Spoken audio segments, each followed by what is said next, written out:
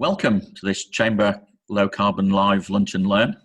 I'm Stephen Sykes and I manage the Chamber Low Carbon Programme, and I'm your host for today's session. Just a few housekeeping items before we start. All participants are on mute, so if you've got any questions, please use the Q&A facility at the bottom of your screen, and my colleague Darren Thomas and myself will be monitoring to capture your questions. Today's session is being recorded and will be available to watch again on the Chamber Low Carbon YouTube channel.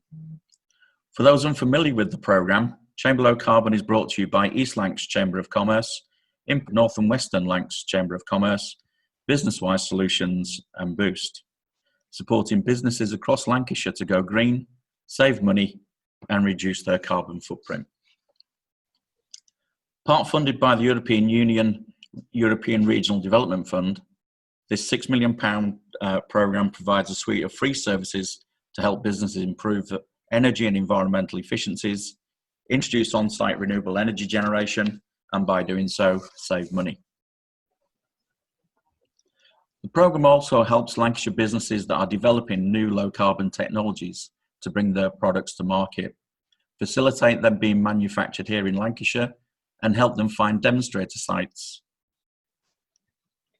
in Lancashire also.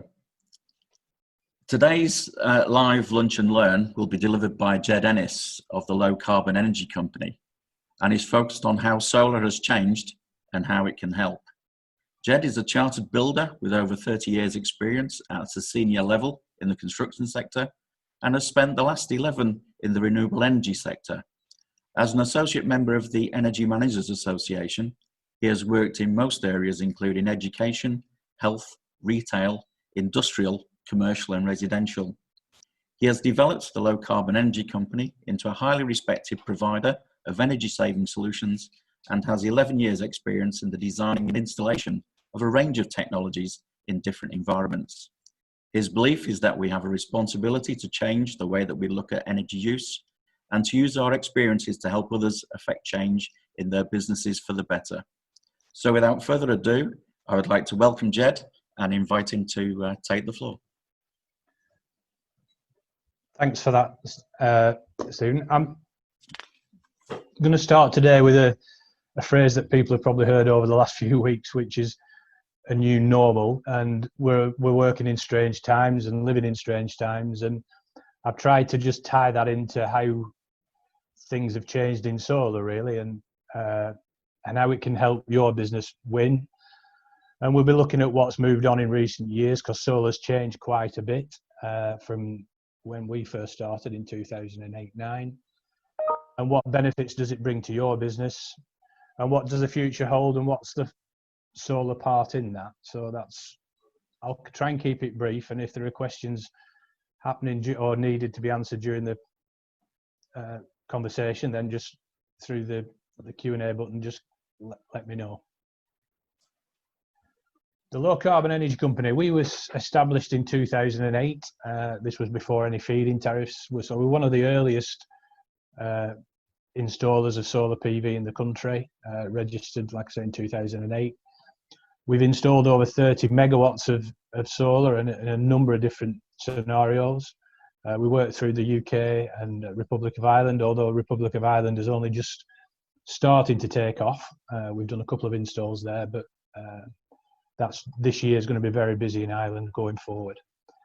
Our clients include Drax Power, who you might know as the biggest provider of renewable energy in the UK, Vital Energy, Network Rail, NHS, Boeing, BMW, Wagamama, McDonald, Hilton Hotels, big blue chip customers. And we're actually, going back to Drax Power, we're their partner installer for solar and EV, so that's a big feather in our cap. Last year, we installed the largest rooftop system in the UK, which was just over 2 megawatts, 6,700 panels for Computer Centre PLC. And they've been operating that system now for just short of 6 months. We're all approved for electric vehicle chargers, and we have a business-to-business offer, which again, tied in with Drax, is fully funded, can be fully funded. And we're one of the first accredited installers of the social energy virtual power plant system. And I'll come to that a bit later on, virtual power plants and what that means. So how has our industry changed? One of the biggest changes has been, well, there's a couple of very big changes. One is that when we first started, the typical output of a single panel was 180 watts. Today, we're probably using, well, we are using as a standard panel, a panel that will deliver 340 watts. And it was announced just 2-3 weeks ago, a company called Jinko Solar, who are one of the bigger manufacturers, are about to introduce a panel of 580 watts. So you can see the scale of change. That panel is slightly bigger. It's 2 square meters as opposed to 1.65 square meters. But you can see that from almost the same square area, you've got 3.5 times more energy being generated. And on top of that, the biggest change is the reduction in cost. And you're talking about a 70% reduction in cost from 2009. And we laugh about a project we did for a client, I won't name them, but they're a local client, and they approached us in about 2010, I think, and the 50 kilowatt system that we were quoting at the time was, because this is what it cost us, was 250,000 quid. And we're now installing systems of that size for about £30,000. So you can, enormous change in cost and enormous change in output of solar panels. The inverters that go with the systems are significantly better than they used to be. So we've got internal controls within the inverters that used to be external. We've got monitoring that within the inverters. We've got bigger inverters, so we're using less of them, and they're cleverer systems that are smart and can attach themselves to various pieces of software. So the whole industry has moved on from, you know, in this last 10 years really, and we're a much smarter, much cheaper, much more efficient industry than we were. Solar is still a small part of national energy production, but it's a significant part in a sense. I think it's up around 3% now of national energy production, which, again, given the scale of the overall generation, it's small, but the numbers are quite high for our industry. As a business, what we try and do is maximise the return for the client. So it's not a case of filling your roof, it's a case of looking at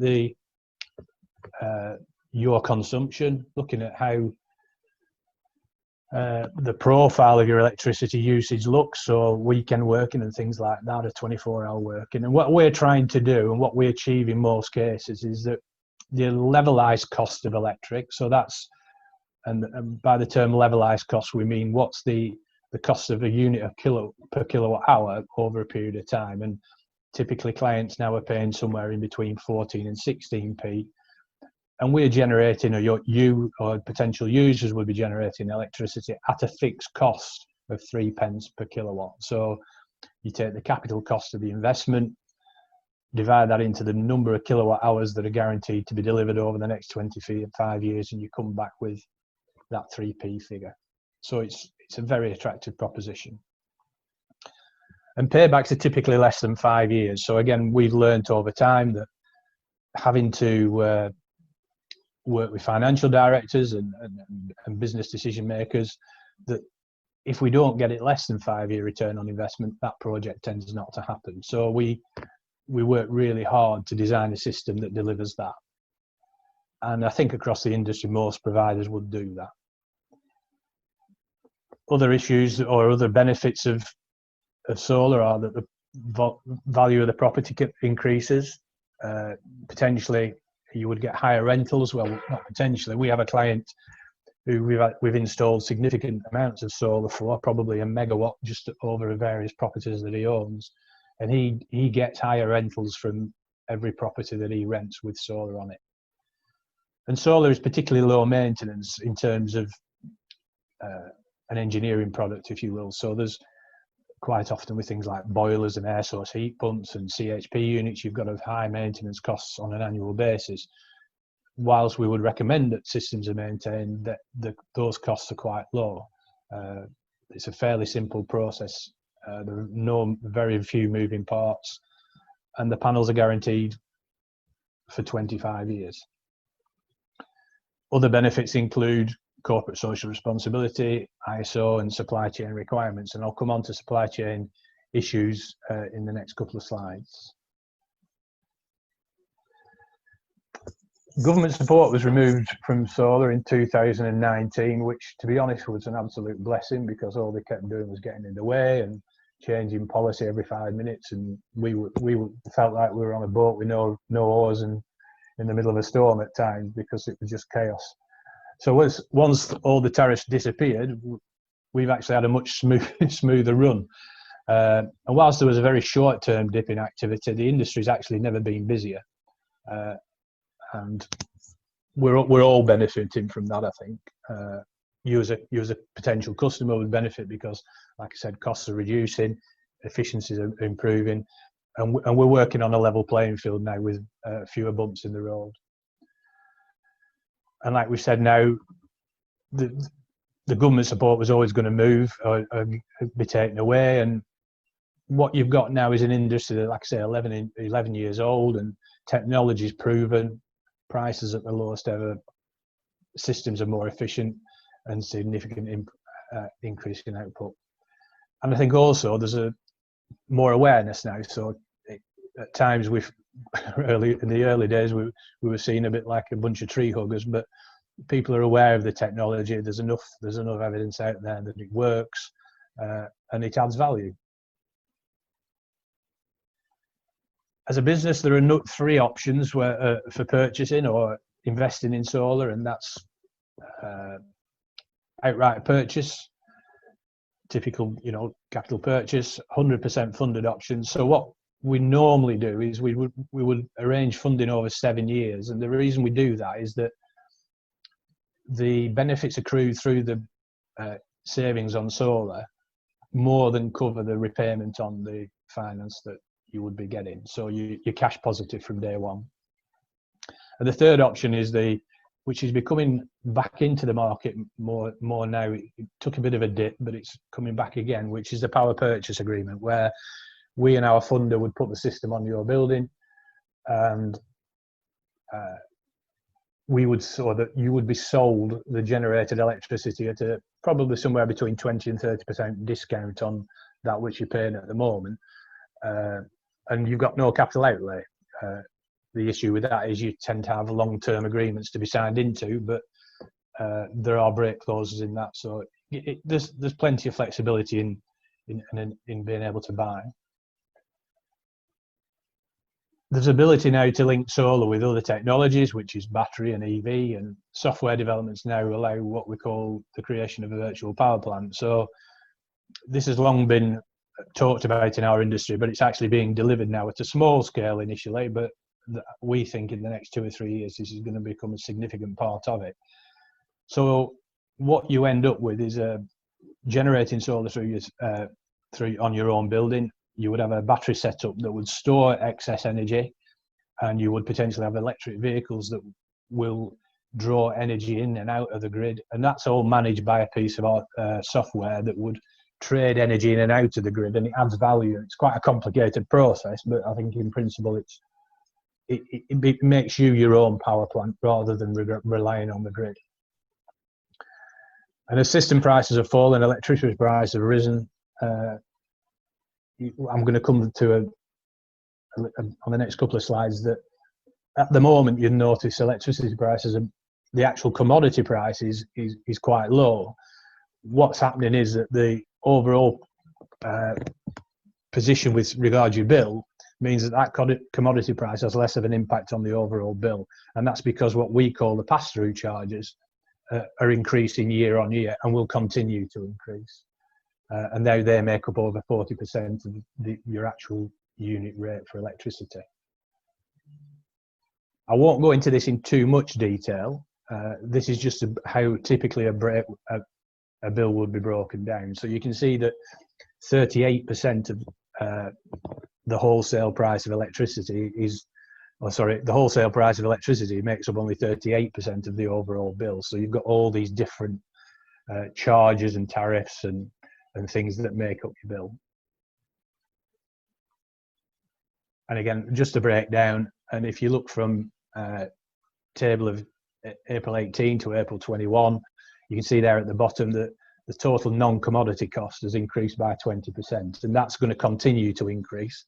So whilst we've got a dip in the actual charge of the commodity cost of electricity at the minute, that'll increase once industry starts up again. The non-commodity costs are increasing significantly and will continue to increase significantly as we green up and take the UK to a low carbon economy.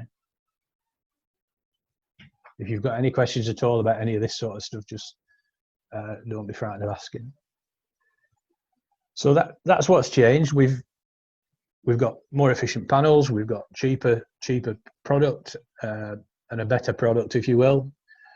But where does that fit into a change in business? And again, all the noise at the moment through social media and the likes of the BBC, the pandemic's highlighted a number of things. The climate benefits of shutdown, and whilst no one's suggesting that we can survive with no industrial activity, it's highlighted the dramatic impact that activity has on our atmosphere. Carbon brief analysis of the data suggests 2,000 megatons of CO2 taken out of the atmosphere this year, which is an enormous amount. And I think people are becoming aware of we've got to do something. And like I said, whilst we can't not operate, we have to operate in a different way, I think. And again, another figure I saw last week was New York carbon monoxide levels are down 50% on last year. So there's a benefit. There's an absolute benefit for taking our economy green. The other thing that's risen in the pandemic is supply chain issues. So China closing down created a major problem for a lot of industries. I mean, I'll be honest with you, most of our product, or quite a significant proportion of our product, comes from China. And thankfully, from our part, what we do is we bring product into Rotterdam and store that there for between 3 and 6 months before we bring it into the UK. So individually, as a company, we weren't affected, but the overall issue with China closing down created a lot of problems for a lot of industry. And again, UK and Europe are now starting to look inwards and saying, hang on, is there any product can we make at home, or can we sort those things out? And again, the political unrest that has been created recently with his man from across the water, and even Australia had 80% tariffs added on the barley just because they wanted a thorough investigation into the source of the outbreak of the virus. So there's some tensions around, and conversations of saying, well, can we bring stuff back into the UK, Europe, and change the way that we work? So those are all being considered and have to be considered in the new normal, if we will. On the radar was, again, over the last year or two, corporate social responsibility, energy efficiency, reducing cost and carbon, and circular economy. These things were talked about, and I work in this stuff every day, and quite often I just felt there was a lot of talking and not a lot of action going on. But I think that's changed significantly, and Generation Z, Millennials, Greta Thunberg, and whether you agreed with these people or not, I think what they've done is brought it to the fore, and governments are having to respond, and governments need to respond to the public because they need re-electing. So if by virtue of the fact you've got people raising these issues, governments are having to act rather than doing it because they want to, then the end result is the same, that we end up with a acknowledgement of a climate crisis and a willingness and a demand for change. So, and again, what we're seeing is large businesses that used to do a lot of talking and not a lot of action are starting to invest properly. rather than greenwashing. And again, you hear of countries divesting of the carbon intensive investments and looking for the greener options, really.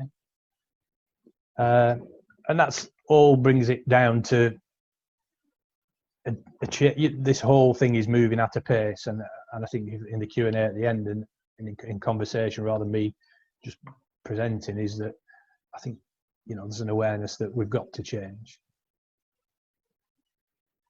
And solar has a big part to play now. So as we look at smart grids and we look at different ways of generating energy, the numbers for solar and the predictions, which we'll come to in a later slide, are significant. And its ability to merge with batteries and software and create these virtual power plants mean that it's got a big part to play in the coming years.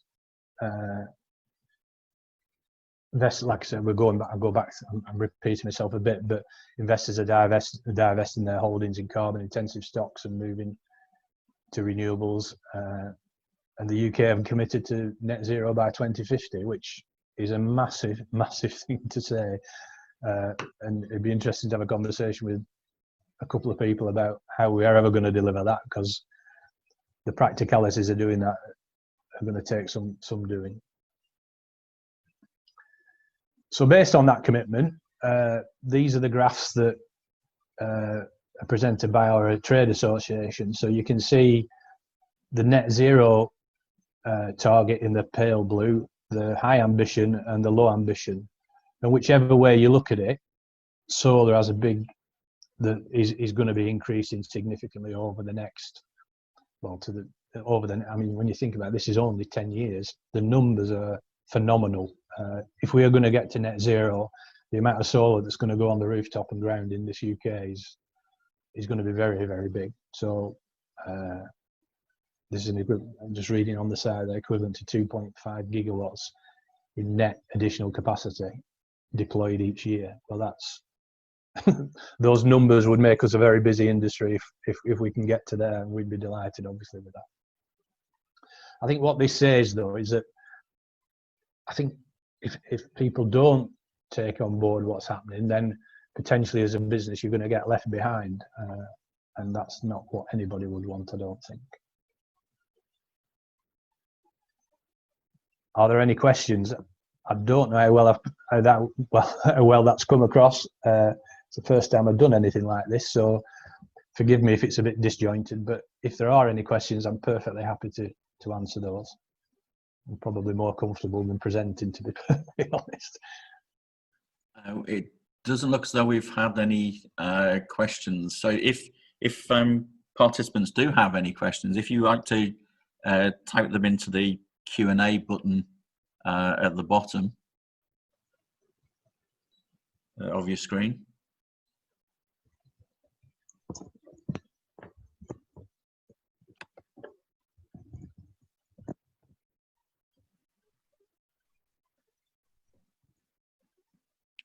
We do have one. With the changes in technology, is there more opportunities to position solar in different ways? I have noticed that there's been quite a lot of solar farms have suddenly started to spring up. So is this landowners or farmers are now getting into generating their own energy? Well, we had a situation a few years ago where it was quite attractive for farmers and landowners to lease their land to solar investors. So there were some big farms went on, but that's when the tariffs were very attractive for investors to take on and sell electricity to the grid. That got stopped a couple of years ago, and as a consequence of that, the level of investment dropped significantly.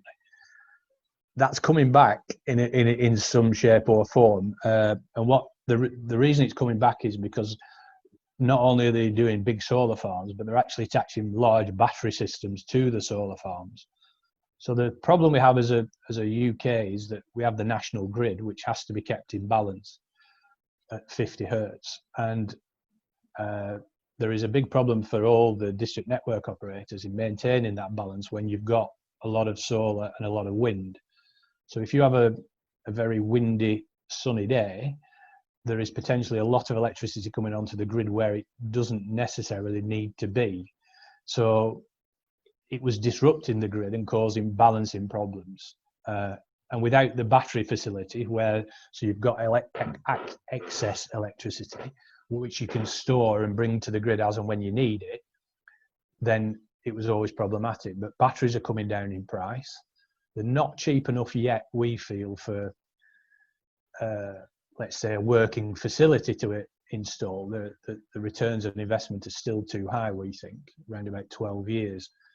So, but longer term, large scale projects which have, which perhaps owned by pension funds, which take a much longer view, those things are starting to happen. And as battery prices reduce, then it will be introduced as a potential for individual sites to take up. I think does that answer the question?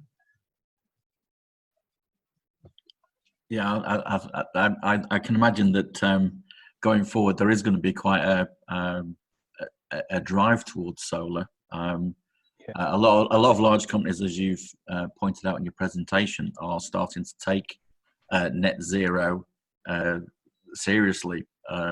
We've had a number of inquiries, plus with my other hat at the 2030 Hub, we've got a number of customers who are looking at net zero and demonstrating it. So I think reducing their energy consumption will be one target.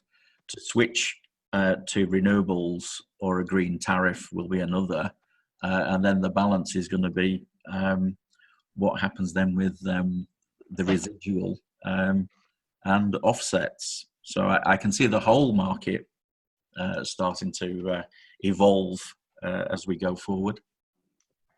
I think the beauty of solar is that compared to other things like wind or CHP, is that it is a simple technology. It is very low maintenance.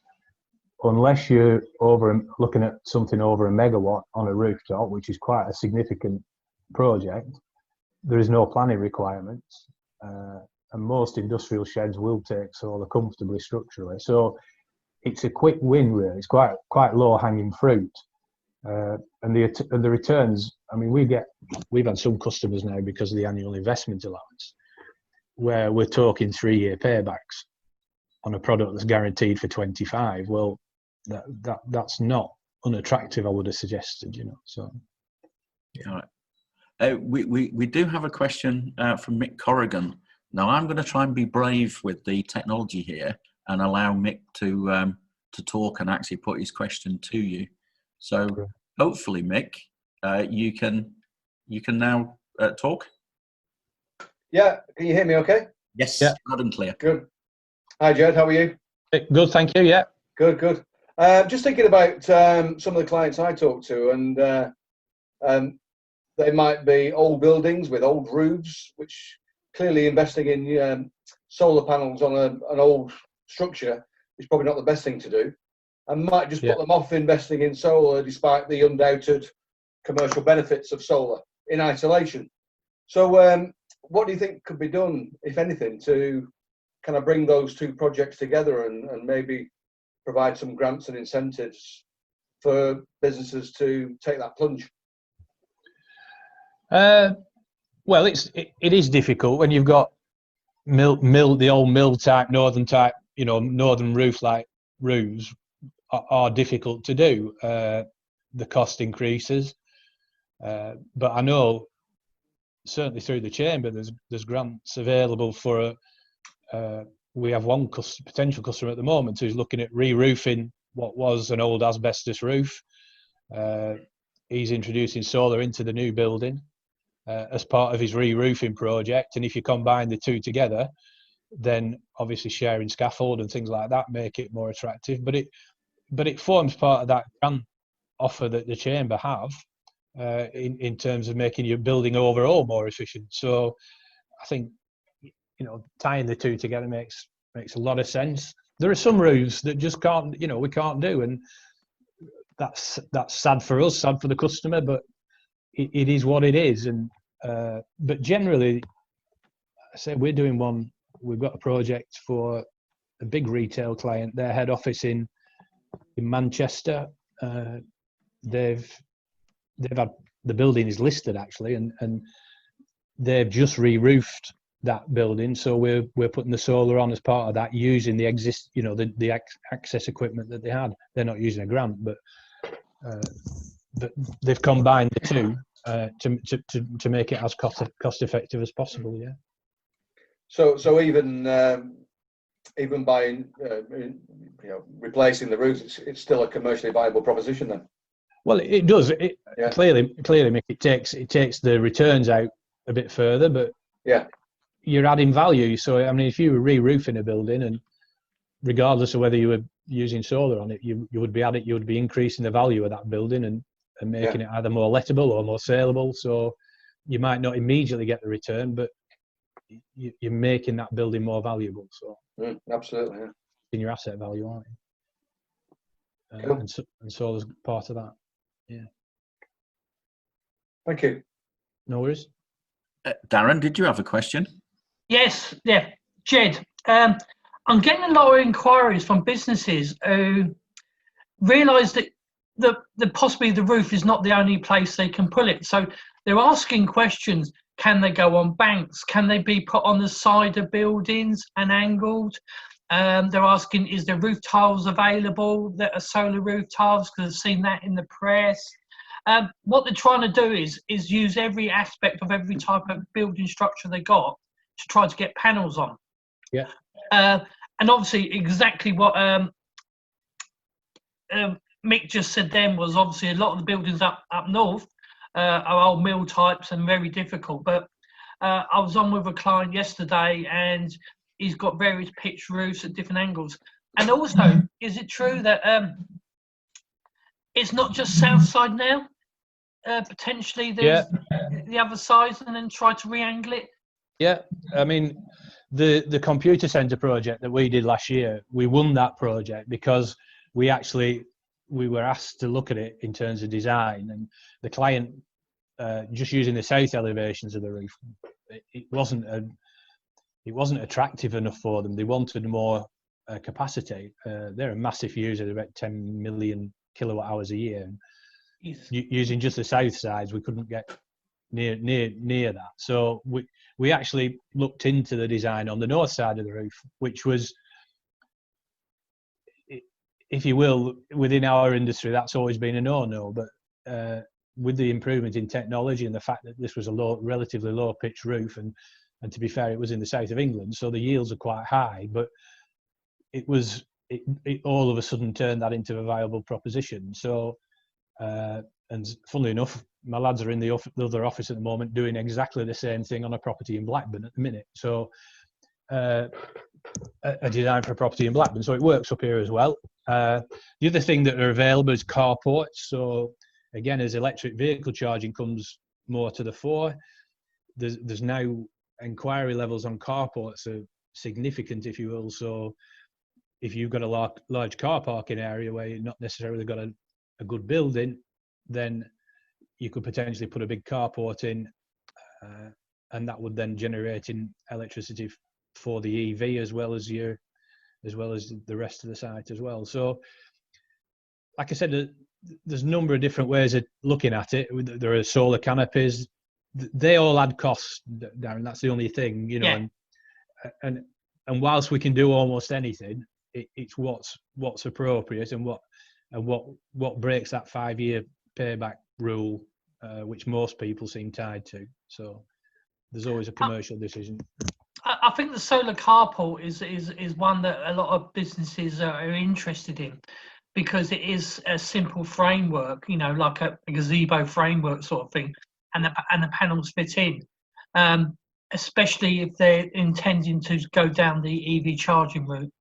Yeah. Well, again, EV is going to have to, Darren. You know, electric vehicles are coming, and whether you want to have them or not, or whether you want to provide that service for your workplace or not, it's coming. It won't be next year, but certainly in the next 5-6 years, you're going to be significant numbers in terms of electric vehicles and charging requirements. Yeah. That's great. Thank you very much, Ged. No worries. We don't appear to have any more questions at this point. So if there are no further questions, I'd like to thank Ged for his time, expertise, and insights today, and also to thank you for attendance and managing to somehow challenge Zoom and get in. We hope you found the presentation interesting. Before we end this session, just to note that our next live Lunch and Learn is on Friday, the 19th of June. The topic, government cost exemptions and how to claim them. And they'll be presented by Andrew Warner of Green Technology Solutions. Go to the Chamber Low Carbon website for more details and to register. Please stay in touch with us via the various media channels that we have, which you can now see on screen. And until we see you again, on behalf of Ged, myself, and the Chamber Low Carbon team, be alert and stay safe.